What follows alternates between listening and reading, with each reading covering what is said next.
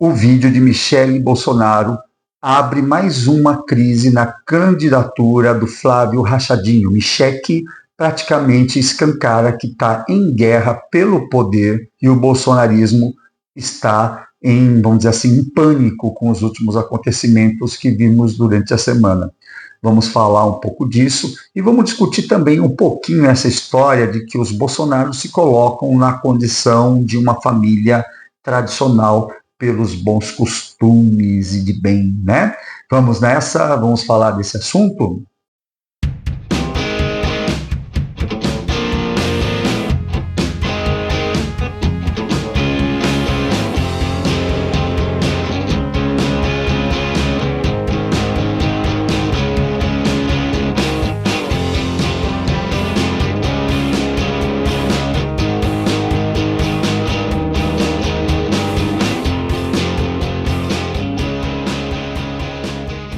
A semana, ela, vamos dizer assim, eclodiu algo assim bastante interessante, né, dentro da política.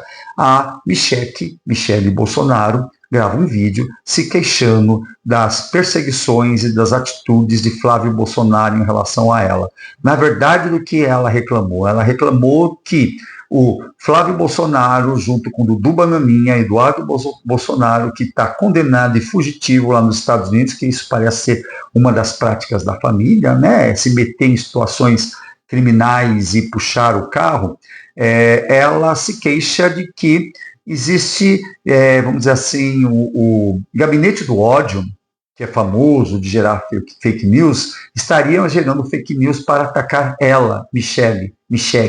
Então, foi isso que ela veio em público. E ela se queixou da postura da família em relação a ela, aquilo que para a gente já é conhecido. A gente sabe que a família ela se orgulha de ser machista, misógina e tudo mais. E nós sabemos que Michele é uma mulher oportunista, que se envolveu com vários políticos até encontrar o pato manco do Bolsonaro, do Jair Messias Bolsonaro, e ela acabou efetivando um casamento que é para lá, assim, para lá de suspeito. Quando a gente olha para o casamento, o que a gente entende é que ali o que está ocorrendo é uma jogada de interesses. Então, a Michele, de certo modo, ela se viu primeira-dama e agora a ganância subiu. Ela queria ser a presidenta do Brasil, uma vez que o marido dela está lá trancafiado numa prisão domiciliar por tentativa de golpe.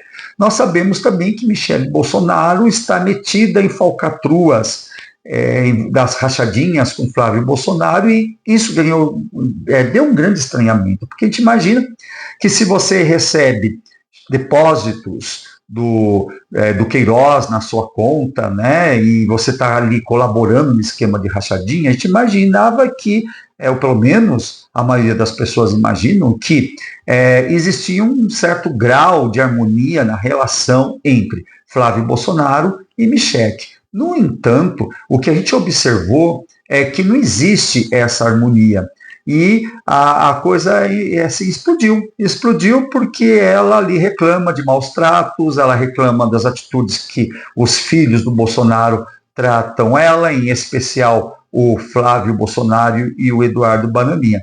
Nem vamos comentar sobre o Carluxo, vocês estão percebendo que o Carluxo anda meio sumido, né? Dizem que o Carluxo também tem uma relação extremamente tensa com ela. E o Carluxo está sendo poupado porque ele vive à base de medicação psicotrópica, uma vez que ele tem problemas de saúde mental. Isso é sabido de todos nós, né?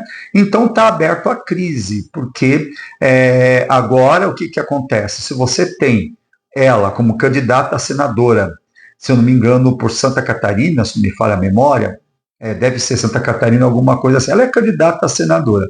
Aí agora ela vai e bate de frente com o candidato aliado dela a presidente da República, que já vem caindo por conta de escândalos diversos, principalmente com a sua relação com o Vocaro, com o Banco Master, com o filme O Dark Duncan, né, conhecido como Dark Horse, que é um filme que falaria da biografia de um acéfalo, né, a biografia de Bolsonaro.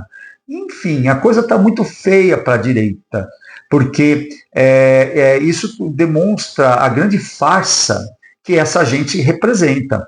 A família Bolsonaro, ela é farsante nos seguintes termos: como eles se colocam como sendo uma família tradicional, como sendo uma família de bem, como uma família evangélica. Eles estão mentindo plenamente, isso fica bem claro, né? Eles não são uma família tradicional, e muito menos uma família tradicional na perspectiva evangélica, pelo fato de que o Bolsonaro já está em quê? Terceiro casamento, quarto casamento, sei lá, né? É o camarada que se vangloria de alugar um apartamento dele. Quando ele recebeu um questionamento, ele veio com aquela tiradinha de que ele estava ali o apartamento para poder comer gente, esses papos furados todo dele. Então você tem uma família onde o próprio patriarca já está no terceiro ou no quarto casamento, já perdi a conta quantos casamentos esse camarada está. Né? É uma família que menospreza a figura da mulher. A própria Michelle está falando isso, não sou eu que estou falando. Não bastando os antecedentes do Bolsonaro e companhia, como, por exemplo, ele falar que uma mulher não é bonita o suficiente e não merece ser estuprada porque não é bonita o suficiente, ao falar que a filha representa uma fraquejada depois de ter tido muitos filhos, também não é...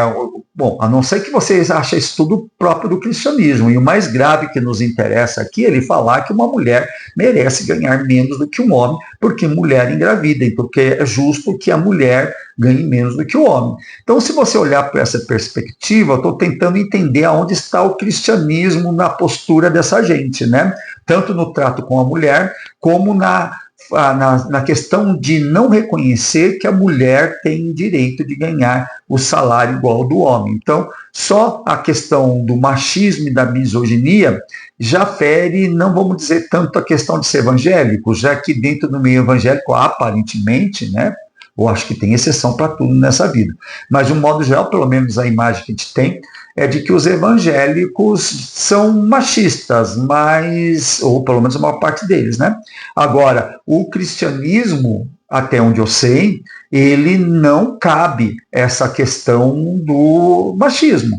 Então, aonde que está essa família tradicional? A gente vai olhar a questão da honestidade. O Bolsonaro e filhos metidos em rachadinha, que é aquela coisa de você receber, pegar dinheiro de assessor e dar só uma pequena parte, o assessor deposita na sua conta ou te dá em dinheiro vivo a boa parte do seu salário para ele. Existem provas de que Bolsonaro ele fazia trambique com a verba do combustível, então ele sempre foi um ladrãozinho, batedor de carteira, um ladrãozinho menor que de repente chegou à presidência da República e veio com esse papo de que ele é honesto e um homem de bem. Agora nós estamos vendo aí que o Flávio Bolsonaro representa uma evolução no trambique da família, já que ele foi atrás de um banqueiro para pegar milhões para fazer um filme que diz que é para a biografia filmada do pai. Mas vejam bem, o irmão está morando, o irmão, o Dudu Bananinha, está morando numa mansão lá nos Estados Unidos, uma mansão que custa bastante caro. E, coincidentemente, fecha-se o cerco, né? Já que a própria Michelle diz que os ataques que ela está sofrendo no gabinete do ódio têm sido feitos por pessoas bolsonaristas lá nos Estados Unidos. E logo a gente começa a pensar no neto do Figueiredo, do ex-ditador Figueiredo, que tem lá uma tranqueira que é neto do Figueiredo lá nos Estados Unidos, que é amiguinho do Dudu Bananinha, o próprio Dudu Bananinha lá nos Estados Unidos. Então você começa a perceber que a família Bolsonaro não é exatamente uma família honesta. Então você começa a entender que essa conversa de que eles são uma família de bem, uma família honesta, uma família tradicional, não condiz com a realidade, já que estão pipocando e surgindo cada vez mais situações que demonstram que essa família não tem absolutamente nada a ver com aquilo que eles falam. Ele está naquela registro, né? De faz o que eu falo, mas não faça o que eu faço. Ou seja, isso tem nome, é hipocrisia. Com isso, nós estamos percebendo que a candidatura de Flávio Bolsonaro está minguando cada vez mais. E se continuar dessa forma, vai minguar mais. Já está tendo pesquisas mostrando que a diferença de Flávio Bolsonaro para Lula já está ali na casa dos 12%. Isso significa que Lula está tirando muita vantagem das atrapalhadas dessa gente. Porque essa gente, no fundo, o grande mal deles é que a agenda deles, política, é uma agenda de destruição do trabalhador. Para poder ter cartaz e para poder ter eleitor, eles precisam estar divulgando coisas que não têm menor sentido, que não mudem absolutamente nada a vida da pessoa comum e simples do povo brasileiro, do trabalhador, como é a questão da pauta moral. O fato, por exemplo, deles ficarem contra a união civil de pessoas do mesmo sexo, que eles insistem de chamar de casamento, né? E muita gente, até mesmo para a esquerda, chama erroneamente de casamento gay, e isso não interfere em nada a vida de 99,9% da população, assim como questões como, por exemplo, o direito ao aborto, né? O direito da mulher, direito do próprio corpo da mulher em relação ao aborto. Também é irrelevante, isso não afeta o dia a dia do trabalhador. Agora, a partir do momento que você privatiza uma estatal, como foi feito aqui em São Paulo, com a Sabesp, e foi privatizada pelo esse outro bolsonarista horroroso chamado Tarcísio de Freitas, você começa a ter não só um preço alto, como uma piora no custo-benefício, porque você passa a ter uma água de pior qualidade, porque a Sabesp antes servia para a população uma água relativamente boa, e ultimamente em muitos lugares você abre a torneira e está saindo água marrom, água com barro, né? Aqui na cidade onde eu moro, Santo André, nós tínhamos uma empresa que se chamava Semasa, que seria uma espécie de Sabesp, que também foi privatizada junto no pacote, que junto foi com a Sabesp, e virou todo Sabesp e foi entregado também.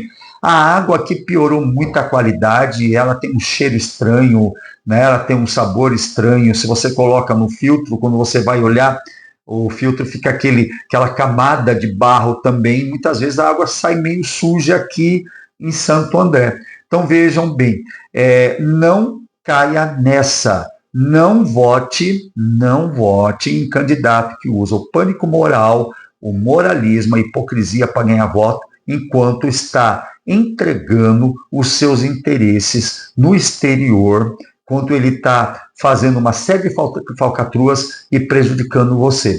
Então, parece que o pânico bateu lá no meio dos bolsonaristas, né? Porque eles estão se devorando, eles estão se destruindo um ao outro, ainda bem.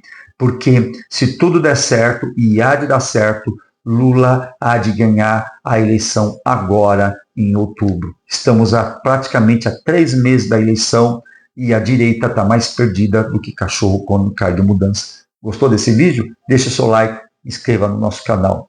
Vamos nessa.